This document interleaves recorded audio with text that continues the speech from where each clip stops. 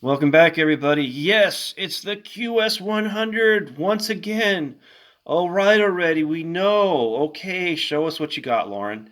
Well, yes, if you look at my last video, I made this really cool 301 stainless steel tension tool that incorporates this guy right here. And this is an aluminum handle that I got off of AliExpress. I tapped it, um, and I put in a wider hole here to accommodate the honest dong shi, and I said, okay, let's take my own version of that because I need a longer shaft. Let's give it a go making some of these dimple picks out of 301. Well, this works really well, believe it or not.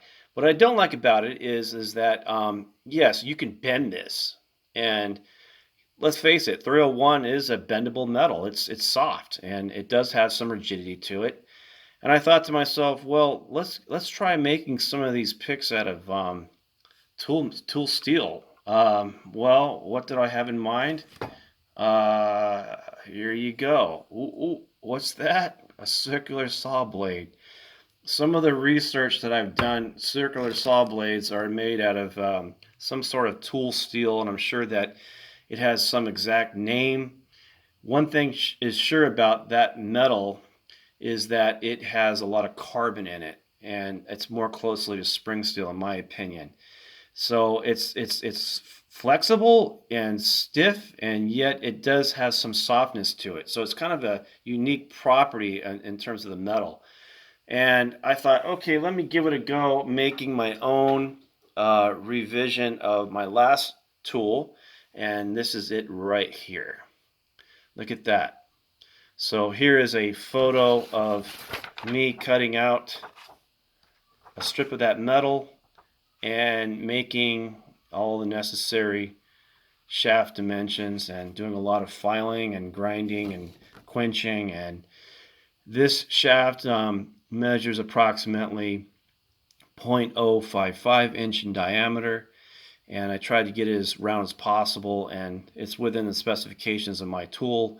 And you can see there's very minimal deflection, and it's pretty true all the way through. You can put it here. See how parallel it is? None of this slop, and I don't see any slipping within the keyway when I'm using this tool.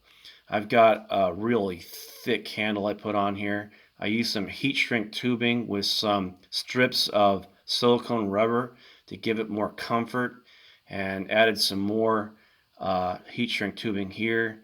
And I got a zip tie holding this guy down. So this is the latest tension tool that I've made out of 301, and this is a really good pick. And once again, I incorporated a flag that's about 0.098 inch in width by 0.025 in thickness. You can kind of see here how precise I got that. I figured, well, heck, if I can make barrel keys, I should be able to make this stupid flag. And anybody can do this, guys. It's just a lot of filing and um, just have to have the patience to do it, and it's not hard. I don't know why people make such a big deal about honest dong shi picks and having to file them down. And oh my gosh, there was hardly anybody that was selling good quality picks, and there's a guy that was modifying them for like 140 bucks and some other set he was doing and maybe making some good money. But then came multi-pick and supposedly just cleaned house with the demand for a good quality dimple pick set. Well, I'm not satisfied with multi-pick. I see a lot of guys having to use a fourth finger in order to bridge the metals to prevent slipping and deflection. For that kind of money, I'm sorry, that's nonsense. Multi-pick should make a wider diameter shaft. As much money as they've got in their coffers, it wouldn't be hard for them to do, and they're always looking to make new improved tools.